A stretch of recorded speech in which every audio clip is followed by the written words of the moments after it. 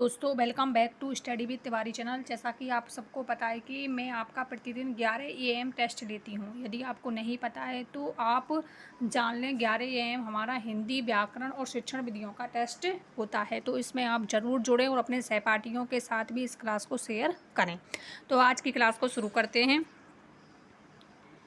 किस शब्द में कृत प्रत्यय नहीं है? तो इसमें क्या पूछा है? नहीं है। आपको पता है प्रत्यय दो होते हैं, कृत प्रत्यय और तद्धित प्रत्यय। कृत प्रत्यय होते हैं वो धातु से लगते हैं, ठीक है।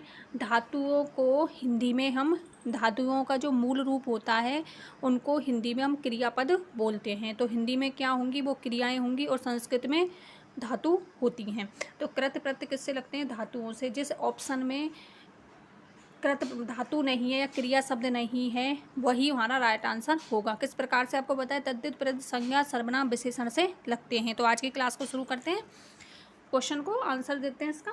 बिकाऊ, झेपू, पथरीला और गिनती, बताइए क्या होगा इसका राइट आंसर। देखो सिंपल सा है।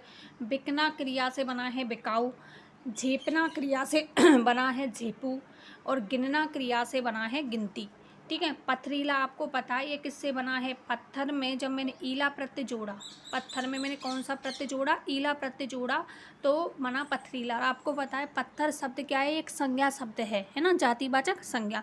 तो संज्ञा शब्दों से कौन से प्रत्यय जुड़ते हैं? तद्धित प्रत्यय। तो राइट आंसर दूसरा विकल्प। नेक्स्ट, किस शब्द में मूल शब्द और प्रत्यय सही नहीं है? क्या पूछा है? सही नहीं है। लुटेरा, लूट धन एरा, पिसाई, पीस धन आई, धुलाई, धूल धुल धन आई, सुनार, सोना धन आर। तो एक सही नहीं है। देखो जब भी आप इसको करो तो ध्यान से करना। लूट में जब हम इसके टुकड़े करते हैं मूल शब्द और प्रत्यय के, तो लूट इस प्रकार से लिखा जाता है, लूटना क्रिया आपने पढ़ा होगा। तो और जब इसमें एरा प्रत्यय जुड़ता है तो ये छोटे ऊ में कन्वर्ट हो जाता है। पीस, पीस में जब आई जोड़ा तो ये क्या बना? पिसाई बना।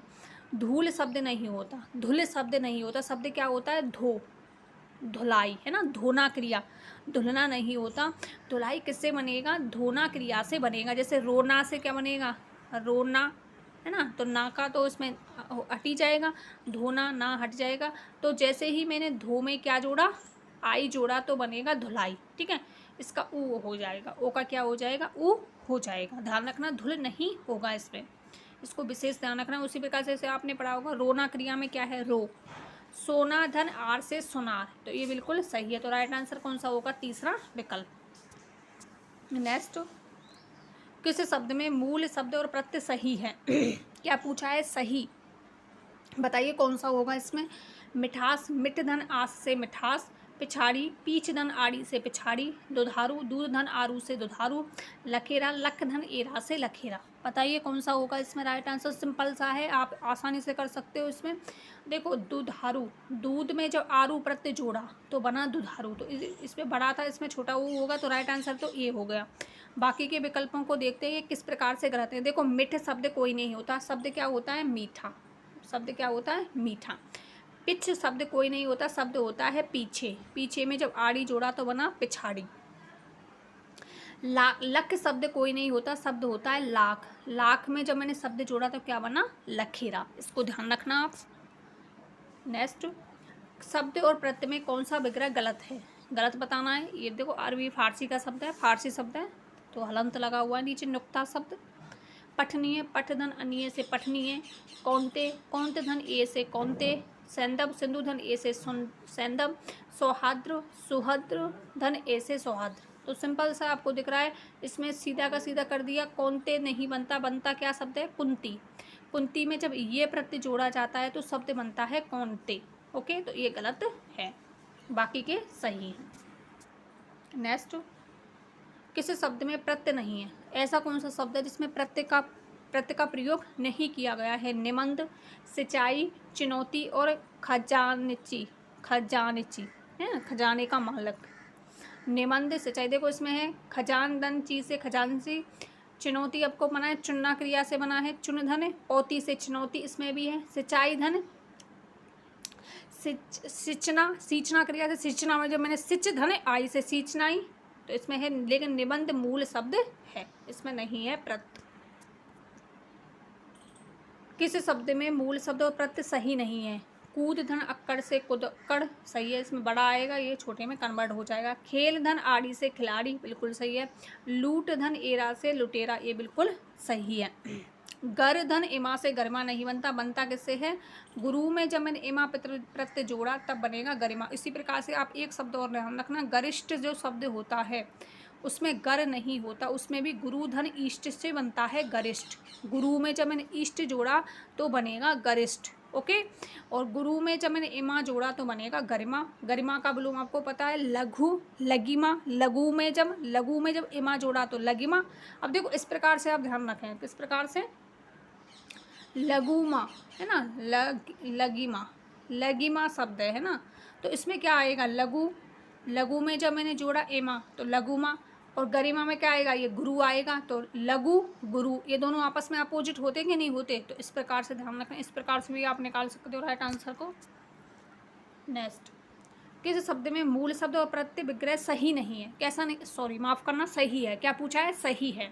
मोटापा, मोटा धन आपा से मुठापा, सही है। मूल शब्द और प्रत्यय सही है। सही नहीं आना चाहिए था यहाँ, क्या आना चाहिए था? सही नहीं है। 3 तो सही है इसमें, तभी तो ऐसा लग रहा। खिवैया से खेदन, एया से खिवैया। रत धन जग्गा से रत जग्गा, और मेधावी, मेधाधन बी से मेधावी। तो बताइए, सिंपल सा है, रत धन जग्गा नहीं होगा। रात्रि में जो जागरण किया जाता है, किसी लोक देवी का हम जागरण करते हैं ना, रत जग्गा, तो वो होता है रात धन जग्गा से बनता है रत जग्गा। बाकी के बिल्कुल सही है, इसको भी ध्यान रखना। खेदन एया से बनता है खिवैया, ओके। रत धन जग्गा से नहीं बनता, रत नहीं होगा, क्या होगा? रात।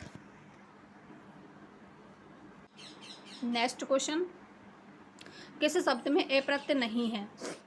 बताइए। भागीरथ, वासुदेव, कौशल और घेराव। सीधा सीधा सा आपको दिख रहा है, घेरना क्रिया से इसमें आब है। क्या है? आब। आ तो है ही नहीं, तो ये तो गलत हुआ। कौशल किस प्रकार से बना है? कुशल में जब मैंने ये प्रत्यय जोड़ा, कुशल में कौन सा जोड़ा? ये प्रत्यय जोड़ा तो बना कौशल। वासुदेव किससे बना है? वासुदेव, धन ये से बना है वासुदेव। भागीरथ किससे बना है? भगीरथ, भगीरथ से बना है भागीरथ। किस शब्द में प्रत्यय नहीं है? क्या पूछा है? प्रत्यय नहीं है। अदृश्य, नेतृत्व, कटौती, देगची। बताइए, देखो इसमें है देगची, कठधन औती, नेत्रधन त्वय, लेकिन अदृश्य में ए उपसर्ग है, दृश्य मूल शब्द है, तो इसमें प्रत्यय नहीं है। किस शब्द में बाला प्रत्यय नहीं है? सब्जी वाला, गाड़ी वाला, हवाला और दूध वाला। तो बाला का अर्थ क्या होता है? कल भी आया था ये क्वेश्चन, उसमें था रजत हार, है ना, तो हार का मतलब होता है बाला, है ना, हार का, और इसमें सीधा दे दिया। सब्जी वाला होता है, गाड़ी वाला होता है, दूध वाला होता है, लेकिन हवाला नहीं होता। आपको पता है ना, जैसे कि वो सोजत की मेहंदी के लिए हवाला दे दिया गया है ना, वो होता है टैग दे देते हैं, टैग। किस शब्द में प्रत्यय नहीं है? शरद, बीमारू, इंसानियत और नशेड़ी। बताइए कौन सा होगा? देखो नशेड़ी में है इंशान धन ईयत, इसमें भी है बीमार धन रू, बीमार धन ऊ, रू बड़ा ऊ, है ना, बीमार धन ऊ से बना बीमारू, लेकिन शरद कैसा शब्द है? मूल शब्द हुआ, इसमें किसी प्रकार का प्रत्यय नहीं है। नशा धन एडी से बनेगा नशेड़ी, ध्यान रखना इसको। नशा धन एडी, नशा धन एडी से बनेगा नशेड़ी। किस शब्द में ये प्रत्यय नहीं है? कैसा प्रत्यय? ये प्रत्यय नहीं है। अब आप देख सकते हो, हमने 54 क्वेश्चन प्रत्यय से संबंधित कर लिए हैं कल की क्लास में और आज की क्लास को मिला करके। माधुर्य, गांगेय, औचित्य और स्वीकार्य। बताइए, सिंपल सा क्वेश्चन है, चारों के पीछे आपको ये दिख रहा है, लेकिन ऐसा ही एक प्रत्यय जिसमें ये का प्रयोग नहीं हुआ है। तो देखो गांगेय शब्द में आप देखो इसको, जब भी आपको कन्फ्यूजन हो तो पीछे के टुकड़े को कर लो। इसमें ये है ना, तो ये किस में जाएगा? ये में। मधुर में ये जोड़ा तो माधुर्य सही है।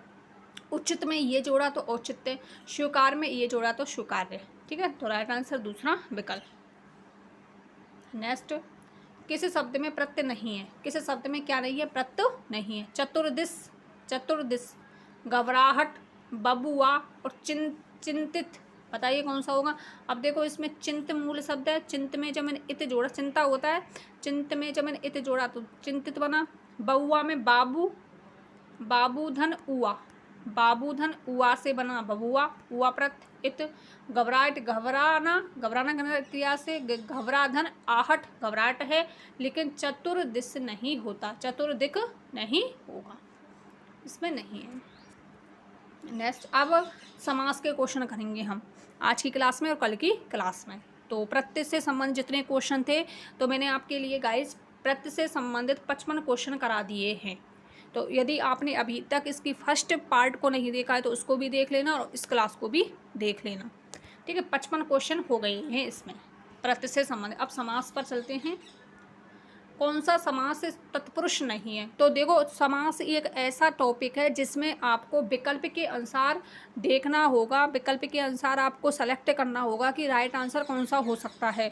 एक ही शब्द में एक से अधिक समास हो सकते हैं, तो हमें विकल्प के अनुसार समास का निर्धारण करना होता है दोस्तों। इसलिए आप विकल्पों पर ज़्यादा जोर दें, क्योंकि अब आपको पता है एक से अधिक समास होंगे तो उसमें विवादास्पद भी हो सकता है कोई सा भी क्वेश्चन, तो आप ध्यान रखें। अब मेरे अकॉर्डिंग जो सही लगेगा, जिस सर से मैंने पढ़ा है उन सर ने हमें जैसा पढ़ा है मैं आपको उसी प्रकार से बता रही हूँ कि इसका राइट आंसर क्या हो सकता है, और आप अपने हिसाब से भी अपनी राय भी रख सकते हैं। कौन सा तत्पुरुष नहीं है? जेब कतरा, कुष्ठा आश्रम, लोक भय और देशांतर, बताइए कौन सा होगा। देखो, जेब कतरा, जेब को काटने वाला है ना, जेब को कतरने वाला, जेब को तो कर्म तत्पुरुष है इसमें। कुष्ठा आश्रम, कुष्ठ जो रोगी होते हैं ना, कुष्ठों के लिए आश्रम, आश्रम शब्द आया, विद्यालय आलय शब्द आ गया ना, जो घर से संबंधित लगे आपको उसमें संप्रदान होता है। कुष्ठा आश्रम, कुष्ठ के लिए आश्रम, जो कुष्ठ लोग होते हैं ना उनके लिए, तो इसमें संप्रदान ये कट गया। लोक भय, लोक से भय, भय का, भय के अर्थ में, दूर होने के अर्थ में किसका प्रयोग होता है? अपादान का भय होगा तो वो अलग हटेगा, है ना, तो उसमें होगा अपादान तत्पुरुष समास, तो इसमें भी है। तो अब फोर्थ विकल्प में नहीं है। अब तीनों को तो आपको पता ही है। अब इसमें देखो, देश का अंतर, देश का अंतर, तो इसमें आप संबंध तत्पुरुष भी मान सकते हो। देशांतर, कोई देशांतर और अक्षांश रेखाएं कोई स्थान विशेष के लिए, क्योंकि देशांतर रेखाओं के द्वारा हम ज्योग्राफी में पढ़ते हैं, ज्योग्राफी का एक विशेष शब्द है जो रूढ़ शब्द है, जो बहुब्रीहि समास में जाएगा। निम्नलिखित में से द्विगु समास कौन सा नहीं है? चौपड़, तिकोना, दुपहिया और चौराहा, बताइए द्विगु समास नहीं है। देखो, चौराहा चार राहों का समूह, तो इसमें तो है। दुपहिया दो पहियों का समूह, इसमें भी है। तिकोना तीन कोनों का समूह, इसमें भी है। लेकिन आपको पता है चौपड़ एक खेल होता है, इस प्रकार से गोटी के हिसाब से इस प्रकार से एक खेल होता है चौपड़, ठीक है, एक विशेष प्रकार का खेल होता है, चौपड़ बोलते हैं उसको, है ना। पड़ का मतलब होता है यहाँ पर फड़, चार फड़ों का जो समूह विशेष होता है उसको बोलते हैं चौपड़, तो एक इसमें जाएगा बहुब्रीहि समास में। कौन सा समास अव्ययीभाव समास है? सेवार्थ, रोगातुर, लक्ष्यभ्रष्ट और दीर्घायु, बताइए कौन सा होगा। देखो, दीर्घ आयु की विशेषता बताई जा रही है इसमें। आयु कैसी है? दीर्घ, दीर्घ है जिसकी आयु, है ना, तो आयु की विशेषता बताई जा रही है, तो विशेषण विशेष का संबंध होगा, तो कर्मधारय समास होगा, तो ये ऑप्शन डिलीट। लक्ष्य भ्रष्ट, तो लक्ष्य से भ्रष्ट हो गया है, लक्ष्य से क्या हो गया है? भ्रष्ट, तो इसमें भी कौन सा हुआ? संप्रदान, वो माफ करना, वो तत्पुरुष समास। रोग आतुर, रोग से आतुर, रोग को आतुर, रोग को आतुर, इसमें कर्म हो गया, तो ये कट गया। सेवार्थ, सेवा के लिए अर्थ, तो सेवा के लिए, जब इसमें अर्थ शब्द क्या है? एक अव्यय शब्द है, तो सेवार्थ, धर्मार्थ, दानार्थ, ये शब्द आए तो वो किस में जाते हैं? पीछे भी आपको अव्यय शब्द मिल सकता है और आगे भी मिल सकता है, वो जाते हैं अव्ययीभाव समास में। नेक्स्ट, किस शब्द में कर्मधारय समास नहीं है? किस शब्द में कर्मधारय समास नहीं है? महाविनाश, पढ़ा लिखा, दही बड़ा, मक्खी मच्छर, बताइए कौन सा होगा इसमें कर्मधारय समास नहीं है? कौन सा होगा बताइए। तो देखो, ये तो क्वेश्चन विवादास्पद लग रहा है, तो आप इसको काट दो। नेक्स्ट, कौन सा समास विग्रह सही है? रसोई घर, रसोई के लिए घर, कर्माधीन, कर्म के अधीन, माल गाड़ी, माल की गाड़ी, रेल भवन, रेल का भवन, बताइए कौन सा होगा।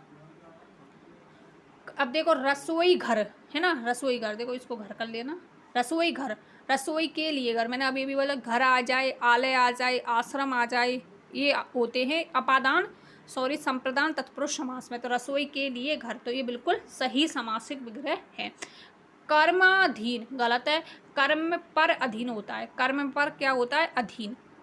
माल गाड़ी, माल की गाड़ी नहीं, माल ढोने के लिए गाड़ी, ठीक है, माल ढोने के लिए गाड़ी, तो ये भी गलत। रेल भवन, रेल भवन मतलब रेल के लिए भवन, मतलब रेल का मतलब है किसी भी प्रकार की सामग्री को रखने के लिए रेल के लिए भवन, तो ये भी गलत। कौन सा समास विग्रह सही है? शब्दकोश, शब्दों के लिए कोश, हतश्री, श्री से हत, नगरवासी, नगर का वासी, मनमौजी, मन का मौजी। बताइए कौन सा होगा? देखो मन मौजी, मन में मौजी है ना, मन का नहीं, मन में मौजी, अपने मन में ही मौज करेगा। नगरवासी, नगर का वासी नहीं, नगर में वासी, भारतवासी, भारत में वास करने वाला, नगरवासी नगर में वास करने वाला, तो ये गलत। शब्दकोश, शब्दों के लिए कोश नहीं होता, शब्द का कोश, शब्दों का क्या होता है, कोश होता है, शब्दों का कोश। तो हतश्री, श्री से हत है ना, इसमें होगा अपादान तत्पुरुष, तो श्री से हत, इसको इस प्रकार हत से श्री या श्री से हत, तो ये बिल्कुल सही। श्री किसका पर्यायवाची है? श्री पर्यायवाची है लक्ष्मी का। कौन सा समास तत्पुरुष समास नहीं है? कौन सा समास तत्पुरुष समास नहीं है? कार्यरत, लोकतंत्र, रजतहार और जमघट, बताइए कौन सा होगा? कार्यरत, कार्य में रथ, तो इसमें तो है अधिकरण। लोकतंत्र, लोक का तंत्र है ना, जनता का तंत्र, तो इसमें भी है।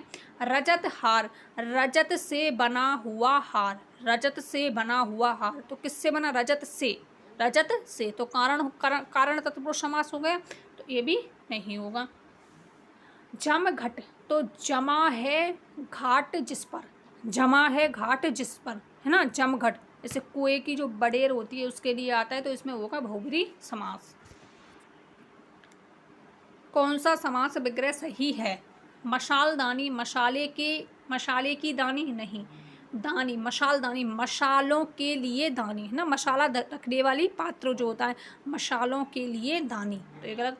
बीर बाला, बीर की बाला, गलत। बाला की विशेषता बताई जा रही है, बाला कैसी है? बीर, बीर है जो बाला, बीर है जो बाला, कर्मधारय होगा, गलत। चाय पानी, गलत, चाय और पानी नहीं होगा हम ना, इसमें एक चाय पानी इत्यादि होगा, चाय पानी इत्यादि, चाय पानी आदि है ना, तो इसमें होगा द्वंद्व समास, तो ये गलत। भूखा प्यासा बिल्कुल सही है, जो भूखा है जो प्यासा है, तो दोनों ही विशेषण विशेष आए, विशेषण और विशेषण आए तो उसमें होता है कर्मधारय समास, जो भूखा भी है जो प्यासा भी है। ऐसे आपने पढ़ा होगा महर्षि, महर्षि, जो महर्षि महान भी है और ऋषि भी है।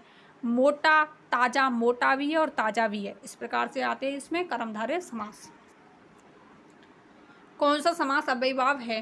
जीवन भर, दीर्घायु, ख्याति प्राप्त और भूखा प्यासा। अव्ययीभाव बताना है आपको। भूखा प्यासा अभी अभी आया, भूखा भी है और प्यासा भी है, तो कर्मधारय हो गया। ख्याति प्राप्त, ख्याति को प्राप्त, इसमें कौन सा हो गया? कर्म तत्पुरुष।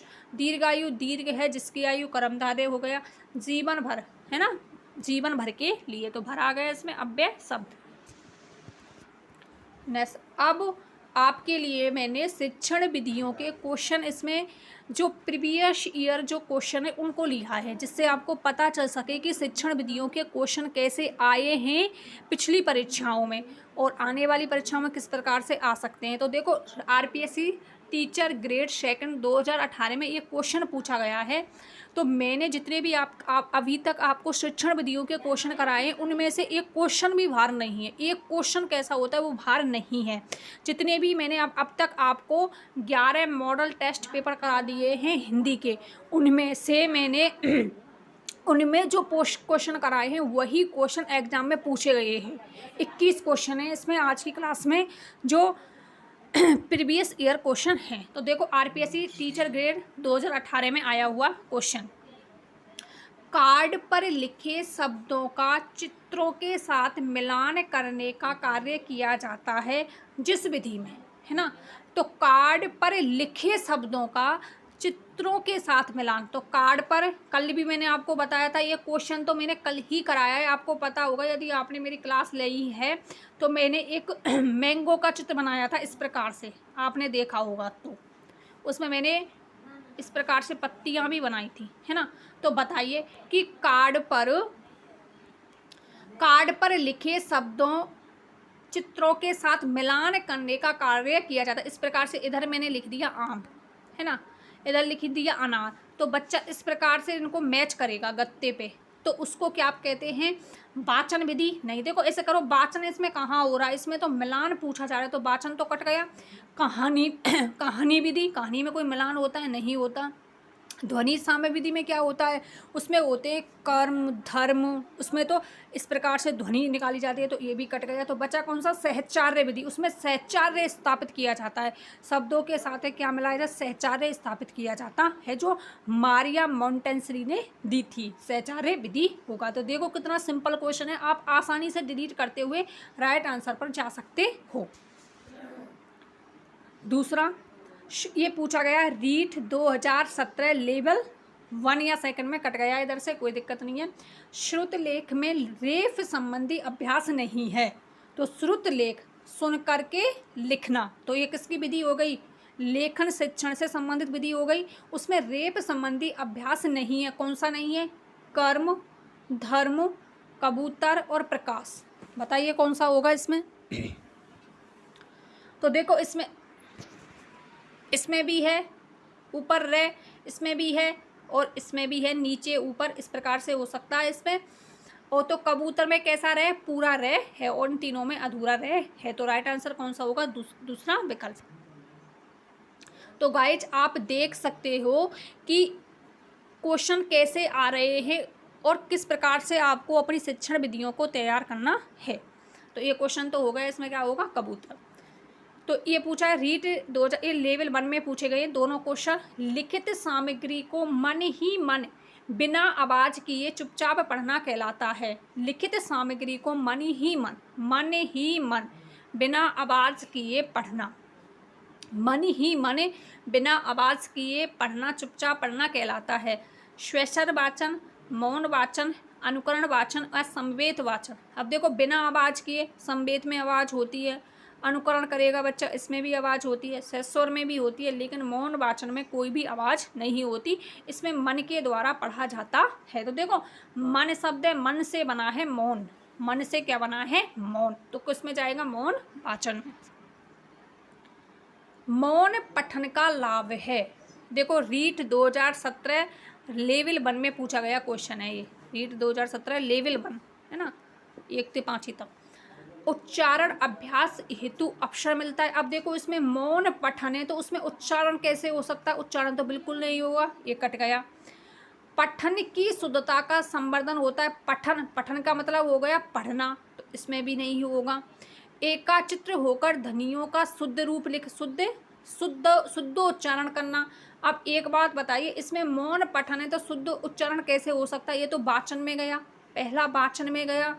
पठन की शुद्धता का संवर्धन, ये तो पठन की शुद्धता, तो ये तो पढ़ने से संबंधित हो गया, ये गलत।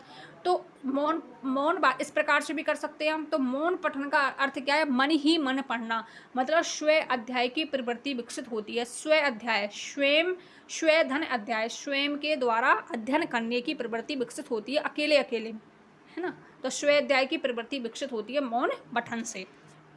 नेक्स्ट, नर्सरी तथा प्राथमिक स्तर पर कविता शिक्षण की सर्वश्रेष्ठ प्रणाली है।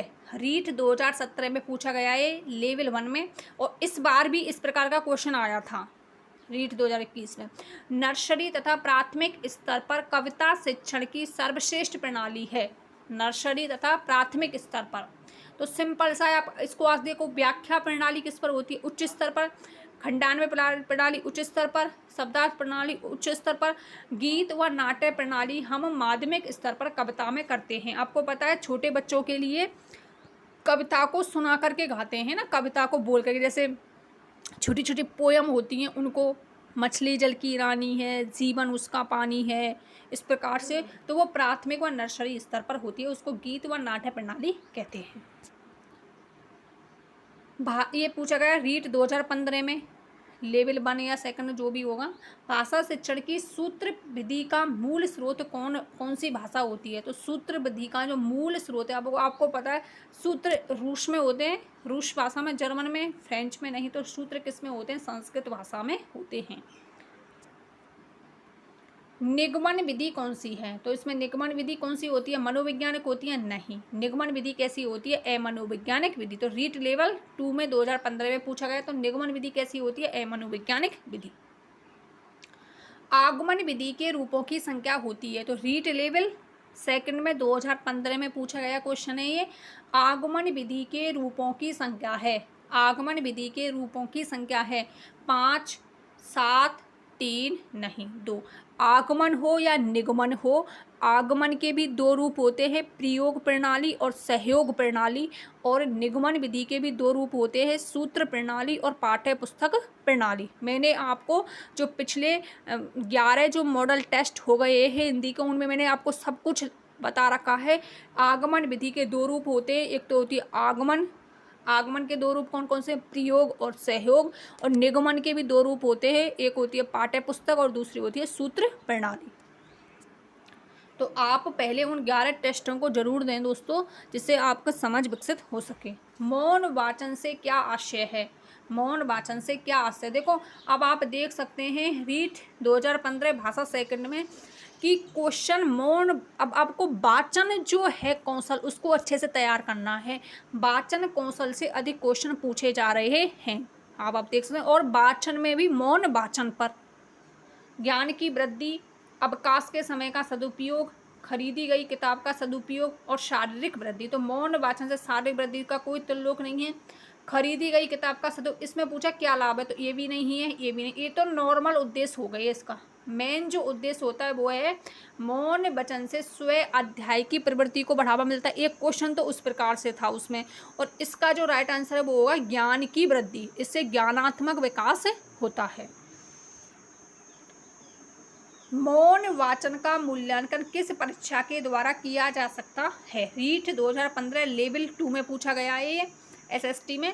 तो मौन वाचन का मूल्यांकन किस परीक्षा के द्वारा किया जाता है। तो मौन वाचन पूर्ति परीक्षा, सत्य परीक्षा, सत्य धन असत्य, बहुविकल्प परीक्षा या उक्त तीनों में। तो सिंपल सा मौन वाचन, देखो पूर्ति परीक्षा, बालक पूर्ति करेगा, किसी भी इस प्रकार से ब्लैंक दे दिया तो उसमें भी तो मौन ही कर रहा है, उसमें कौन सा बोल रहा है वो।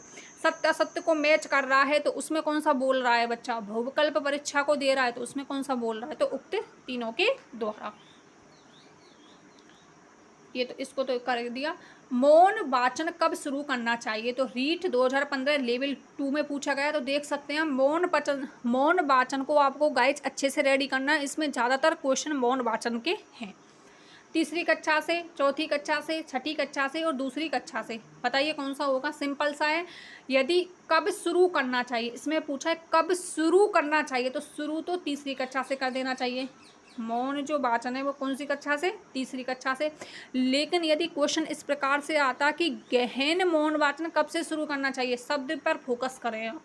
गहन मौन वाचन, तो जब गहन शब्द आए तो आंसर होगा 6ठी कक्षा से। गहन मौन वाचन 6ठी कक्षा से।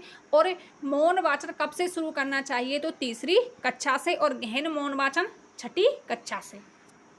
नेक्स्ट, हिंदी भाषा शिक्षण की विधि है। हिंदी भाषा शिक्षण की विधि कौन सी है। रीट 1 2015 लेवल 2 में आया है। अनुकरण विधि, आगमन निगमन विधि, भाषा प्रयोगशाला विधि या उपयुक्त सभी। तो इसमें होगा उपयुक्त सभी।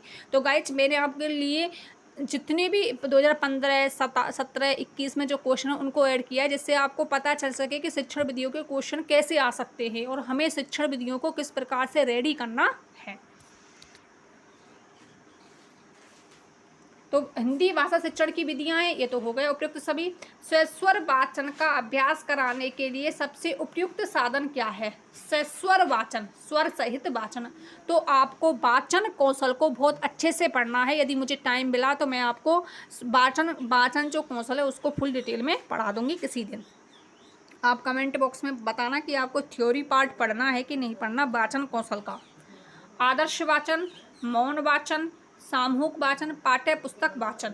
तो स्वर वाचन का अभ्यास कराने के लिए सबसे उपयुक्त पूछा है इसमें, सबसे उपयुक्त ऊपरी धन उक्त से उपयुक्त बनता है। तो बताइए कौन सा होगा इसमें। देखो पाठ्य पुस्तक के वाचन सबसे उपयुक्त नहीं होगा, इसमें तो बालक ऊब जाएगा, मौन वाचन होगा नहीं क्योंकि स्वर पूछ रहा है, इसमें तो आवाज होगी, मौन होगा नहीं। आदर्श वाचन कौन करता है, अध्यापक करता है, तो इसमें भी अभ्यास नहीं होगा बालकों का, तो ये गलत है। तो कौन सा होगा, सामूहिक वाचन। कौन सा होगा, सामूहिक वाचन। तो इसका राइट आंसर कौन सा होगा, सामूहिक वाचन सबसे उपयुक्त होगा स्वेच्छा वाचन के अभ्यास के लिए, क्योंकि सामूहिक में सारे बच्चे होते हैं जो झिझक महसूस करते हैं वो भी बोल सकते हैं। नेक्स्ट, श्रुत लेख में किस कौशल का अधिक विकास होता है। तो श्रुत लेख तो लेखन कौशल, वाचन कौशल, पठन कौशल और सुनना कौशल आपको अच्छे से तैयार करके जाने, क्योंकि इसमें से 2-3 क्वेश्चन पूछे गए हैं। आप देख सकते हो रीट 2015 लेवल 1 में पूछा गया क्वेश्चन है ये कि श्रुत लेख, अब सुनकर लिखना, अब श्रुत माने क्या होगा, सुनना, और लेख मतलब लिखना, तो वाचन आएगा नहीं, वाचन आएगा नहीं, वाचन आएगा नहीं। जिस ऑप्शन में वाचन है उसको काट दो, क्योंकि लेख का मतलब होता है लिखना कौशल से, तो वाचन कौशल से तो होगा ही नहीं। 3 विकल्पों में वाचन कौशल है तो उसको काट दो। तो पहला ही विकल्प बचा है इसमें श्रवण और लेखन। तो श्रुत का मतलब हो गया श्रवण और लेख का मतलब हो गया लेखन। नेक्स्ट, ये तो हो गया।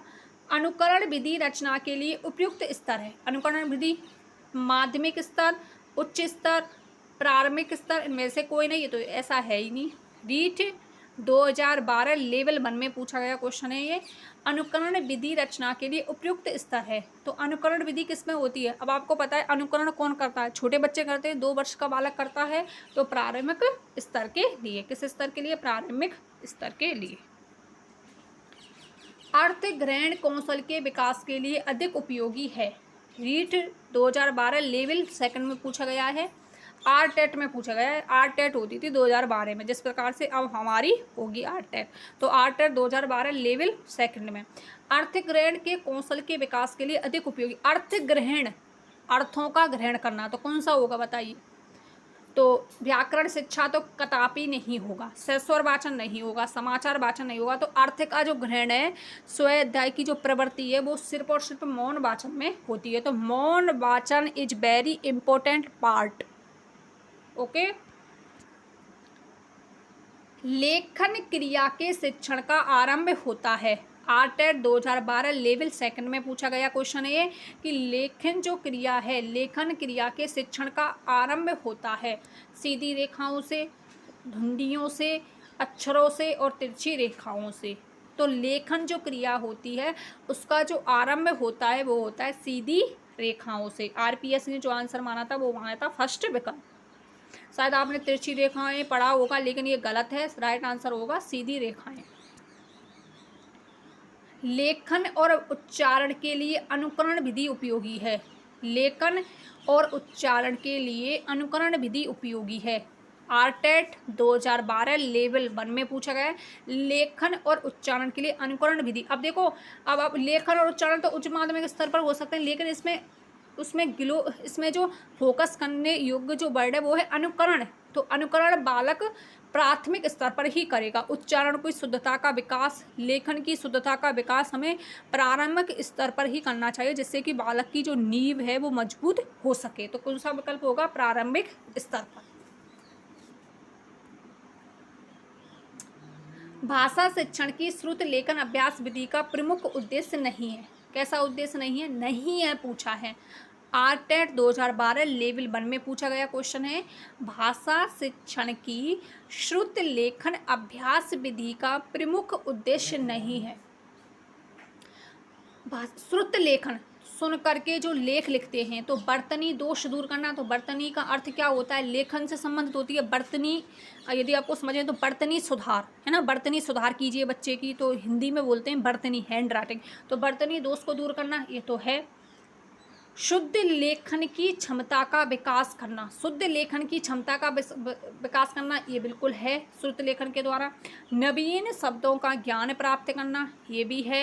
हस्तलिपि सुधारना, तो श्रुत लेखन विधि का मतलब हस्तलिपि सुधारना नहीं होता। हस्तलिपि सुधारने के लिए तो हम सुलेख देते हैं। क्या देते हैं, सुलेख। ठीक है। हस्तलिपि सुधारना तो एक अभ्यास हो गया, अभ्यास के माध्यम से होगा, बार बार अभ्यास करेगा बालक तो उसका हस्तलिपि जो सुधार है वो हो सकता है, वो होगा सुलेख से, ना कि श्रुत लेखन से।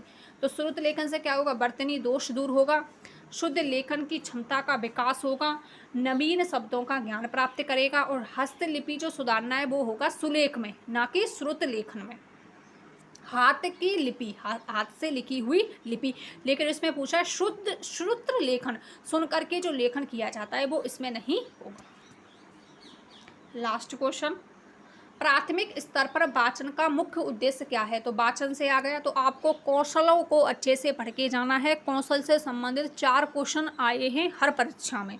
8/2012 लेवल 1 में आया है। शुद्ध उच्चारण क्षमता का विकास करना, आत्मविश्वास बढ़ाना, शब्द भंडार में वृद्धि करना, भाषा ज्ञान कराना। तो इसमें वाचन, तो वाचन का मतलब किससे होगा, उच्चारण से होगा।